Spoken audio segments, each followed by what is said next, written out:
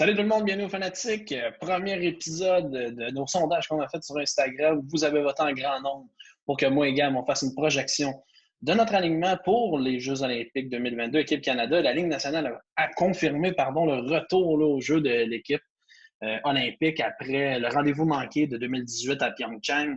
Moi et Gab, on a préparé des alignements au niveau attaquant, défenseur, gardien, un alignement complet. On va vous montrer nos alignements, puis après ça, on va débattre. Puis je lance ça tout de suite. Si vous avez des différences au niveau des alignements, que vous verrez d'autres joueurs, envoyez-nous ça, puis au pire, on vous amènera sur un prochain épisode. C'est sûr qu'on va refaire un. Là. C'est le premier peut-être de deux ou trois là, au niveau des alignements des Jeux olympiques de l'équipe Canada. Donc, salut Gab, comment tu vas? Ça va bien, toi? Ça va super bien. Écoute, merci encore du support de tout le monde de nous suivre partout sur toutes nos plateformes, là, YouTube, Facebook, Spotify, Instagram. C'est vraiment apprécié. Gab, plongeons directement dans le vif du sujet. Montre-moi ton alignement d'équipe Canada, là, le dossier que tu as préparé. Explique-moi ta formation. Peut-être faire noter là, qu'on n'a pas nécessairement joué sur premier trio, deuxième trio. C'est les joueurs qu'on a placés dans cet ordre-là. Donc, Gab, je te laisse présenter ton équipe Canada pour les Jeux olympiques de 2022. Bien sûr, écoute, comme tu l'as dit, là, écoute, j'ai mis ça un peu, là, pas pêle-mêle, mais écoute, c'est peut-être pas les trios exacts là, qu'on va voir peut-être pour l'équipe Canada. Écoute, moi, là, je commence ça avec, écoute, on peut pas passer à côté de Connor McDavid et Nathan McKinnon. Là, je pense que ces deux-là vont peut-être même se ramasser sur le même trio. Écoute, c'est un duo simplement incroyable, peut-être les deux meilleurs joueurs de la NHL en ce moment. J'ai mis Jonathan Huberdeau avec ça. Écoute, il connaît quand même une très bonne saison en Floride. Je pense qu'il va avoir son spot avec l'équipe Canada. Je pense qu'il a prouvé que c'est un excellent scoreur et qu'il va pouvoir apporter quelque chose à cette équipe-là.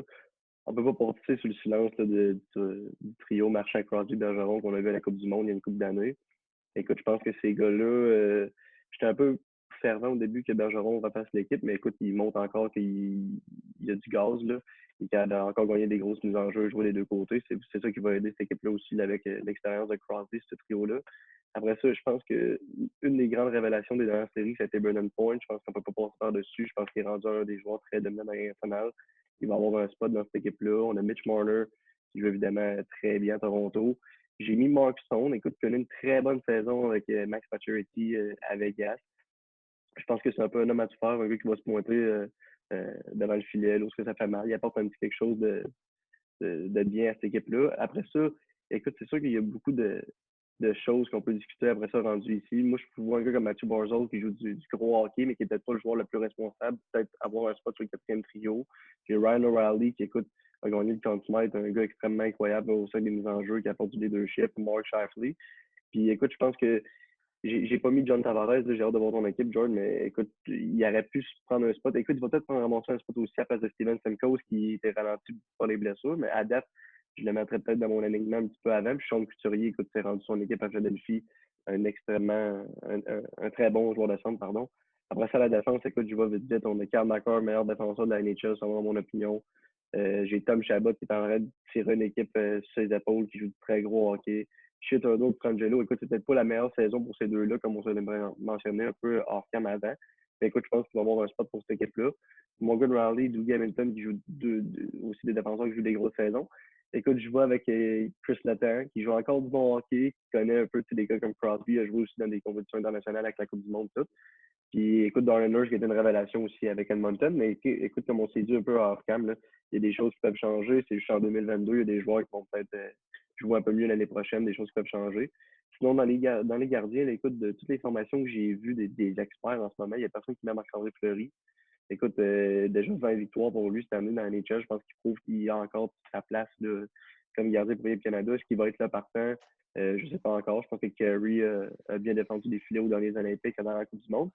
Écoute, je suis allé avec Mackenzie Blackwood comme troisième qui fait une bonne chose au New Jersey. Là. Écoute, Carter Hart goal de moins en moins bien à Philadelphie. Puis Jordan Binnington, ça a l'air d'être dur pour lui un peu. Fait que en gros, là, c'est ça mon alignement d'équipe Canada 2020. Écoute, c'est un super alignement, là, je veux dire. Tu sais, c'est sûr, tu as les gros joueurs qui sont là. Moi, c'est sûr, il y a des petits trucs qui diffèrent, mais ça, c'est chacun son opinion. Je regarde vite comme ça. Tu n'as aucun joueur du Canadien de Montréal. Est-ce que tu verrais un joueur du Canadien aboutir sur ton alignement ou ça va être très difficile? Je veux dire, je pense vite comme ça à Shea Weber, qu'on parle, qui a été là les dernières années dans les équipes Mm. nationales. J'ai dit aucun. Il y a Price, bien évidemment, mais au niveau attaque-défenseur, est-ce que tu penses qu'un joueur pourrait se tailler une place? Je veux dire, on regarde un Toffoli qui est sensationnel cette année. Écoute, je pense que là, Price, c'est un no-brainer, tant qu'à moi. Je pense que là, il se doit d'être encore le gardien partant, au moins, ou deuxième goaler pour l'équipe Canada. Écoute, au début de l'année, on parlait beaucoup, je voyais une couple d'experts qui mettaient peut-être Nick Suzuki, mais là, je pense que Nick a ralenti. Mais écoute, encore une fois, c'est juste en 2022, ça va être en février prochain. Fait qu'il y a des choses qui peuvent changer. Écoute, si la NHL est capable de commencer sa saison dans le coin d'octobre-novembre, Suzuki qui a un bon début de saison, je pense qu'il pourrait peut-être faire partie de l'équipe. Mais écoute, je pense que là, il a vraiment perdu ses chances avec le lent mi-saison, je peux dire ça comme ça, qu'il y a avec le Canadien. Salvatore Toffoli, c'est sûr, c'est intéressant, mais c'est un peu un joueur, mais j'aime pas dire unidimensionnel, mais tu sais, c'est un scoreur. Le gars, il sait où se placer et tout, mais je pense qu'il y a tellement de joueurs dans cette équipe-là qui peuvent marquer de partout. Que c'est pour ça que je pense que des gars comme Bergeron ont encore leur place. Mark Shafley, Ryan O'Reilly, c'est des gars qui jouent vraiment bien les deux côtés de la patinoire. Puis écoute, je pense que tu as remarqué, George, il y a beaucoup de joueurs de centre qui vont jouer à l'aile. Écoute, on a des McKinnon, McDavid, Point, Shafley. Il y a plein de joueurs de même, Couturier qui pourraient jouer à l'aile. Fait que je pense que ça va vraiment être intéressant là, de voir ça. Mais écoute, sinon, tu vas finir avec Shea Weber. Je pense que Shea Weber, au début, si tu me dis en janvier ou en février de faire mon équipe, je crois qu'il serait ramassé peut-être une place sur le top 6, peut-être extra top 7. Puis là, je pense que des gars comme Nurse jouent du très bon hockey. Drew Dowdy qui a une bonne saison, qui n'est même pas dans mon équipe. Je pense que Weber a plus sa place là, en ce moment. Je remarque un joueur, pas parce que nécessairement je l'ai mis, là, je pense que je ne l'ai pas mis non plus dans mon alignement. Je regarde Taylor Hall. Est-ce que tu crois qu'il pourrait se tailler une place s'il est capable de bien performer avec les Bruins? Ouais, écoute, c'est un joueur super intéressant. Taylor Hall a gagné le trophée Hart. C'est sûr qu'il y a quelque chose d'intéressant à cette équipe-là. Écoute, un gars extrêmement rapide. Je pense que la petite chose là, en ce moment, le point d'interrogation sur lui, c'est est-ce qu'il est, j'aime pas employer ce mot-là non plus, mais est-ce qu'il est un cancer dans un vestiaire? Est-ce qu'il pourrait déranger les autres, peut-être apporter l'éthique de travail que Team Canada veut qu'il apporte? C'est peut-être le seul point d'interrogation là-dessus, mais écoute, je pense que s'il continue, s'il y a une bonne fin de saison à Boston, s'il re-signe avec eux ou ailleurs, puis qu'il y a un bon début 2022, je crois pas qu'il est sorti de l'équation pour autant. Super intéressant. Je vais y aller avec, je vais partager mon alignement là, de l'équipe Canada. Alors, la voici. Après ça, on va un peu échanger sur chacun de nos alignements. Je vais présenter mes attaquants tout d'abord là, en premier trio. Moi, j'ai essayé un peu plus de placer ça là, en tant que premier, deuxième trio, troisième trio, etc. Dans le premier trio, j'ai été avec Crosby, Bergeron, Marchand. Là, si je ne me trompe pas, c'est le même trio que toi. Je veux dire, je regarde Marchand et Bergeron cette année. Ils sont incroyables là, sur leur ligne, ils sont super bons. Crosby, il est tellement solide, encore beaucoup de points cette saison dans la Ligue nationale. Donc, moi, c'était un no-brainer pour moi. Deuxième trio, là, j'y vais en force. Je veux dire, c'est un trio purement offensif. Même un trio, je pense qu'il pourrait facilement être sur l'avantage numérique. Je regarde McDavid, McKinnon et Barzal pour toutes les choses que tu as dit. C'est un trio incroyable. Là. Je parle peut-être dans ce trio-là, il y a deux des peut-être top 5 meilleurs joueurs de la Ligue nationale et même joueurs au monde. Donc, ça va être un trio incroyable. Puis Barzal, on le sait, ses habiletés là, au niveau offensif sont excellentes. Ensuite de ça, j'ai été avec un trio plus au Lightning. Point Stamkos, on le sait, c'est des joueurs solides, comme tu as parlé. Stamkos, je veux dire, s'il est capable d'être en santé, pas blessé, je pense que ça pourrait être super intéressant. On l'a vu, Stamkos n'a pas joué beaucoup, mais quand il est là, je veux dire, sa présence est ressentie. Puis j'ai été avec Mitch Marner. Mitch Marner qui est sur le troisième trio parce que j'ai hâte de voir comment il peut s'adapter au niveau de ses compagnons de trio. Mais ça reste un excellent joueur de hockey qui est un très bon fabricant de jeu. Donc, ça va être super intéressant à voir. Après ça, j'y étais comme dernier trio, là, O'Reilly, qui a rentré dans mon alignement. Pas nécessairement par la grande porte, peut-être plus par la porte en arrière, mais c'est quand même un joueur de centre tellement solide. Après ça, je regarde Tavares, qui est vraiment un excellent joueur de hockey, puis Mark Stone, comme tu as dit, qui a une saison incroyable avec les Golden Knights, le meneur des pointeurs chez les Golden Knights. En extra, j'ai mis un Québécois, Jonathan Huberdeau, qui connaît encore une bonne saison, mais je pense pas qu'il serait capable de se tailler une place dans cet alignement-là. J'aurais de la misère à tasser un joueur que j'ai mis présentement sur mon alignement pour lui faire de la place, mais toujours disponible en tant qu'extra. Et puis Mark Scheifele, on le sait, là, excellent joueur de centre avec les Jets qui connaissent une bonne saison. Donc, ça va être vraiment à voir. Ces deux joueurs là, qui sont capables de rentrer dans l'alignement, mais ça va prendre peut-être des blessures ou un désistement d'un joueur. Ensuite, on se dirige vers la défensive. J'ai mixé un peu mes pans de défensive. Ça se ressemble pas vraiment. Là, je pense si on se compare, moi, c'est plus différent. Pietrangelo, McCarr, c'est un des meilleurs défenseurs de la Ligue nationale. Donc, si c'est pas le meilleur, Après ça, Pietrangelo, saison très décevante après un contrat là, lucratif, mais ça reste que c'est un très bon défenseur. Puis s'il est capable de retrouver sa touche, moi, je crois que ce duo-là peut très bien performer, peut très bien stopper là, des grosses offensives. Je pense aux Américains, on s'en est parlé, là, qui seront peut-être l'équipe à surveiller. Là, ils vont avoir une équipe incroyable. Peut-être qu'on pourrait faire un petit épisode là-dessus, voir ce qu'on pourrait voir du côté des Américains. Alors, si je continue, Morgan Riley, Doug Hamilton. Doug Hamilton qui a été sur une séance de points là, incroyable avec les Hurricanes de Caroline. Il semble avoir trouvé, là, je te dirais, son spot là-bas avec Morgan Riley. Un duo défensif incroyable, qui est très bon en défense, mais qui est aussi capable de faire des points. Donc, ça, c'est super intéressant. Et ma troisième paire, je dirais plus une paire défensive. Je vais avec l'expérience au niveau de Drew Doughty, puis je vais accompagner ça avec Shea Theodore. Shea Theodore qui connaît quand même une bonne saison malgré tout. Donc, moi, je voyais cette paire-là intéressante, puis je voyais l'intérêt de séparer Theodore et Pietrangelo avec d'autres des joueurs qui ont des aspects complètement différents à eux, qui se complètent super bien. En extra, Thomas Chabot, Josh Morrissey. Josh Morrissey, c'est pas nécessairement sa plus grosse saison, mais je pense que ce gars-là est tellement bon, a tellement un flair offensif que quand il est bien entouré, ce gars-là, il peut super bien performer. Donc peut-être qu'il pourrait se tailler une place dans ces duos de défenseurs-là. Et Thomas Chabot, écoute, c'est pas facile pour lui au sénateur. Comme tu as dit, il y a beaucoup de pouces sur ses épaules, mais moi, je pense que Chabot, il joue trop peut-être. C'est ça qui, malheureusement, des fois, là, affecte ses statistiques. Mais je crois qu'il pourrait faire partie de l'alignement. On n'a pas mentionné P.K. Subban. P.K. Subban pourrait peut-être là, apparaître, là, mais bon, ça, c'est très discutable. Donc, en tout cas, c'est mes défenseurs. Et pour les gardiens, écoute, moi, j'ai été avec Carey Price. Je pense que ça va être l'homme de confiance au niveau d'équipe Canada. Il est tellement solide. S'il est en santé, ce gardien-là, c'est encore, dans mon livre à moi, le meilleur gardien au monde. Après ça, Jordan Millington, qui a signé un gros contrat avec les Blues. Moi, je pense qu'il mérite sa place. C'est un très bon gardien. Puis pour ça, j'y étais avec Carter Hart. Carter Hart, je pense qu'il ne faut pas se fier à sa saison. Les Flyers ont été catastrophiques, puis c'est pas juste de sa faute. En avant de lui, ça l'a joué vraiment de façon exécrable. Donc, moi, je pense que ça peut lui donner un regain de confiance pour le jeune gardien là, qui devrait être la prochaine sensation d'équipe Canada plus tard. Donc, ça, c'est mon alignement, Gab. Je ne sais pas si tu veux que je laisse ça ou je peux quitter ça. Ouais, c'est beau. On va arrêter de partager. Donc, voici mon alignement. Écoute, je suis prêt à prendre des questions, je suis prêt à défendre mon équipe. Gab, as-tu quelque chose pour moi? Ben, écoute, j'ai été surpris un peu du choix de Josh Morrissey. Je comprends que ce gars-là peut être bien entouré. Sinon, Tom Chabot, là, écoute, moi, je pense que ce qui fait la différence, c'est que oui, je suis d'accord avec toi, il joue 3 minutes, mais je pense pas qu'il faut commencer à voir que le gars est moins 20, moins 22, moins 26 pour argumenter sur le fait qu'il n'a pas sa place avec l'équipe Canada. Écoute, c'est sûr que là, on va comparer un peu des pommes avec des oranges, mais est-ce que tu penses que les Russes, dans le temps, Ovechkin, qui fait moins 40, puis qui en potait 50 dans l'année, ils se disaient non, non, ce gars-là, il n'est pas bon dans sa zone. Je veux dire, ça en prend des gars comme ça. Écoute, comme Chabot, moi, je les mets avec Karl McCarr. Est-ce que c'est la meilleure décision pour 200 pieds de la patinoire? Je pense pas. Mais tu sais, Tom Chabot, je pense que ce gars-là se doit d'être au moins le pivot du deuxième avantage numérique du Team Canada. Là. Je pense que ce gars-là, avec la rondelle, est un des meilleurs qui est disponible avec Karl McCarr. Fait que ça, je suis d'accord avec toi. Mais tu sais, de là à peut-être le mettre septième défenseur, je suis d'accord, mais je crois qu'il va devoir embarquer sur l'avantage numérique.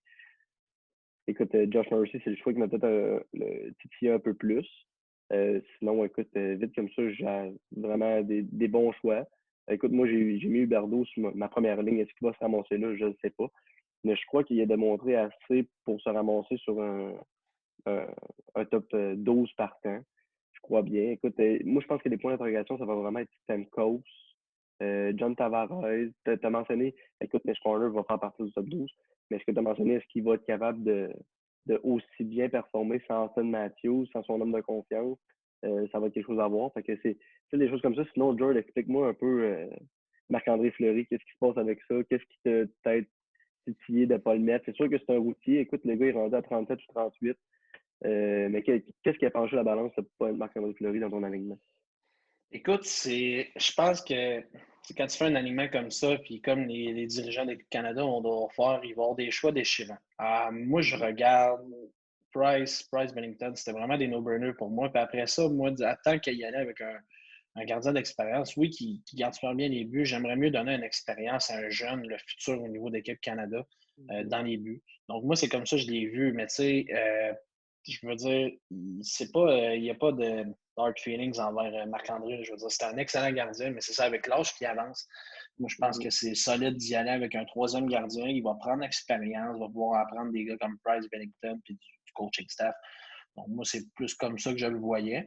Puis, tu sais, je veux dire, on regarde un peu en défensive. Tu sais, on n'a pas dit des noms comme Shea Weber, Mark Giordano, Colton Perico, Brent Burns, Samuel Girard, tu sais, Duncan Keach, Jake Muzzin. C'est tous des gars qui peuvent faire l'alignement. Mais à un moment donné, il faut que tu fasses des choix.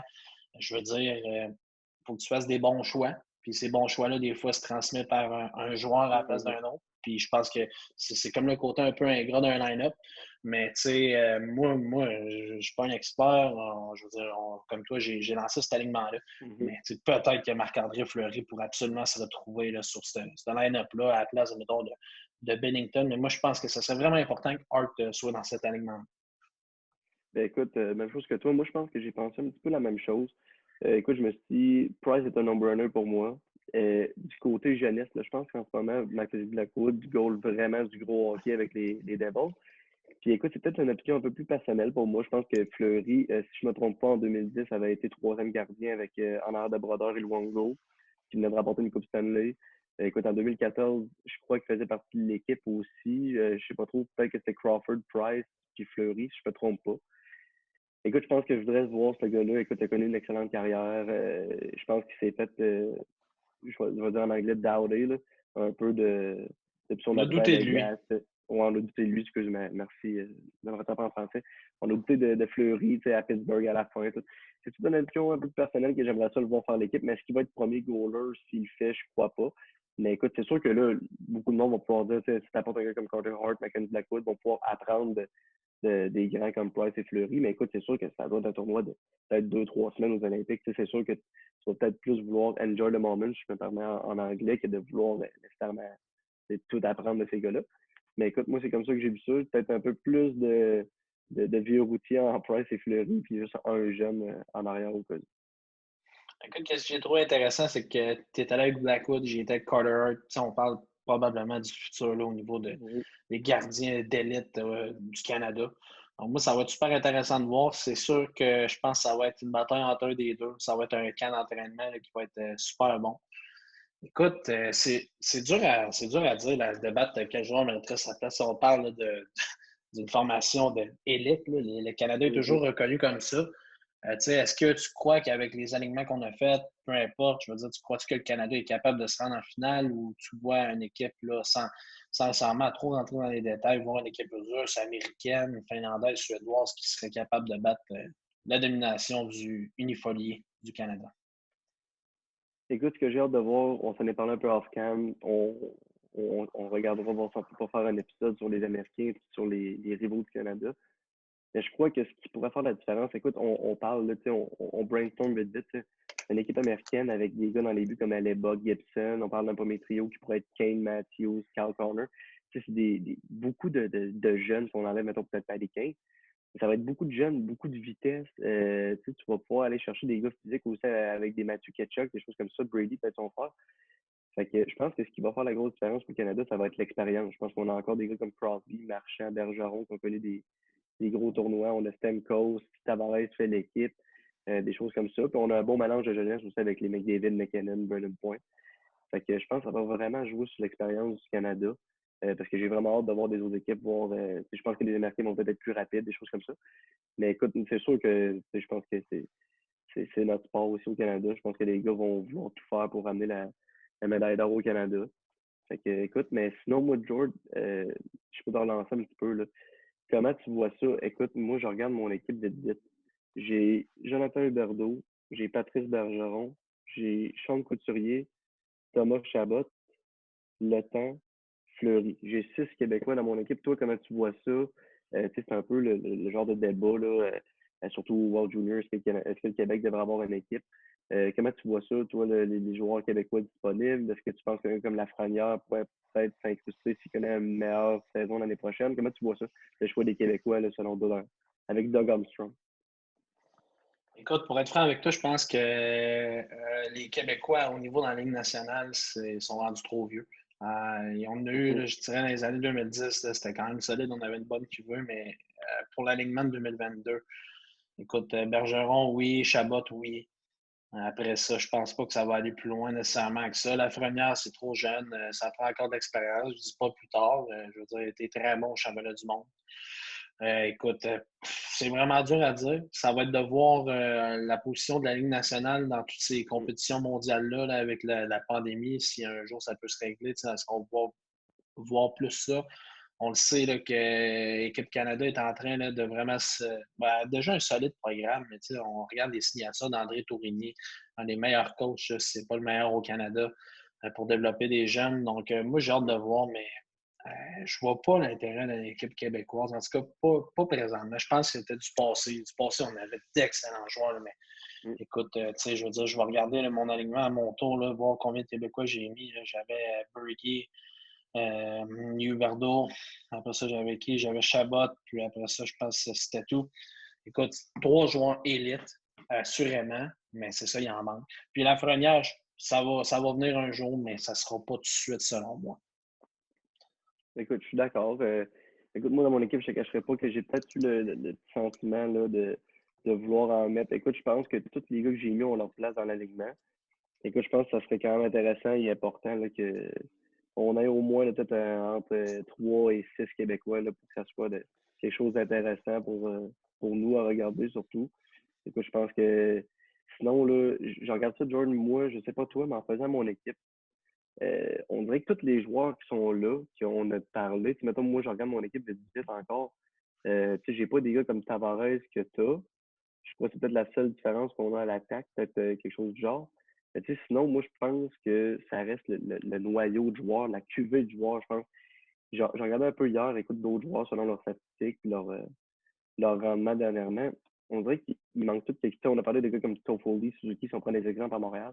Mais je pense qu'il leur manque tout peut-être un petit step là, par rapport aux autres joueurs élites. Là, toi, comment tu vois ça? T'avais-tu d'autres gars que t'as vraiment douté ou ça a vraiment été 100% consensus? Ben, écoute, ça a été un consensus entre moi et moi, dans le sens que c'est des joueurs, le noyau d'attaquants est probablement le meilleur noyau, là, je pense, au monde.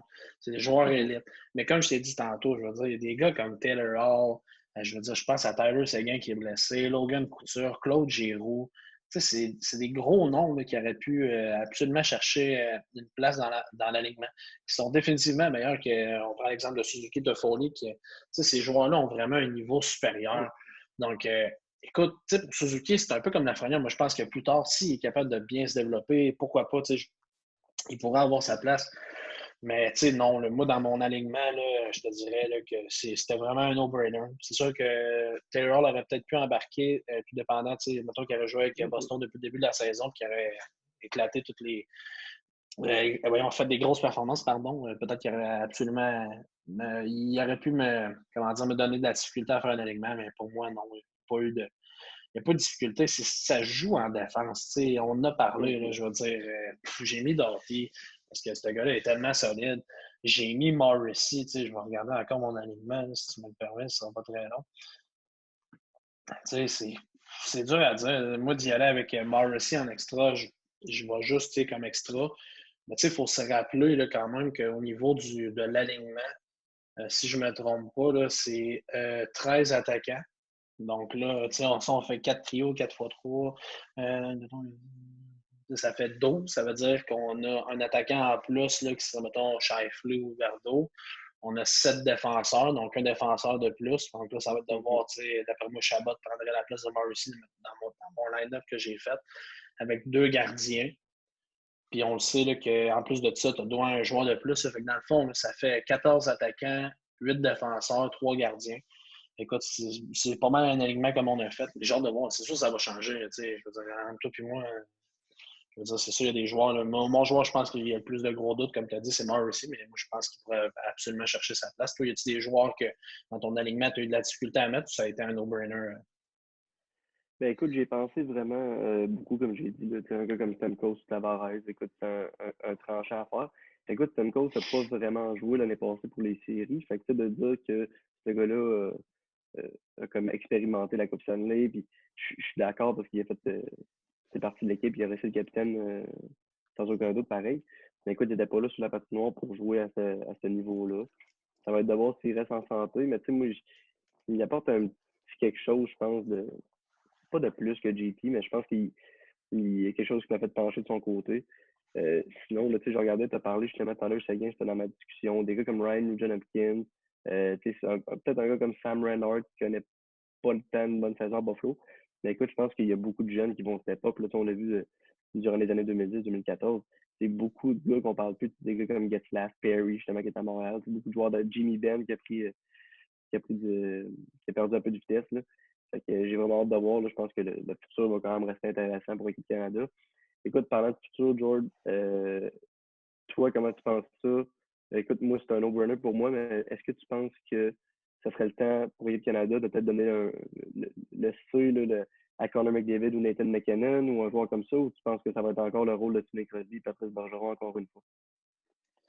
Écoute, c'est vraiment dur à dire. Là.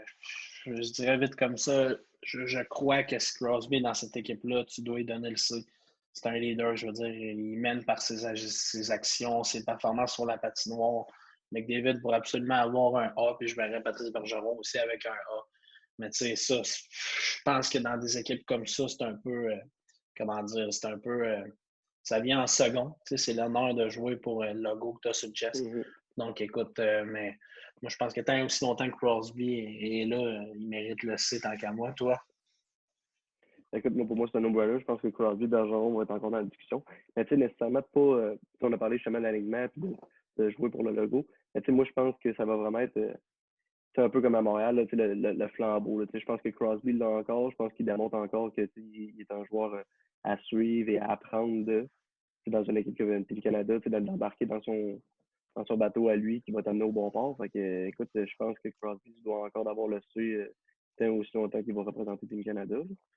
On ne se le cachera pas, c'est probablement les derniers Jeux olympiques de Sidney Crosby. L'âge avance, ça passe vite. On dirait dans 8 ans, est-ce qu'il va être capable? Ça va être dur à dire, mais ce serait peut-être la dernière fois. Donc, comme tu as dit, il va peut-être passer le flambeau. Sinon, fait à noter, peut-être que Price aussi pourrait être ses derniers Jeux olympiques. On ne le sait pas. Je veux dire, en 4 ans, il se passe beaucoup de choses. Price, il vieillit. Je veux dire, ces joueurs-là, Crosby est plus dans la fin de son prime. Price, je te dirais qu'il est quand même encore dedans. Là, il ne reste pas beaucoup d'années, mais je pense qu'il est capable d'en sortir des grosses.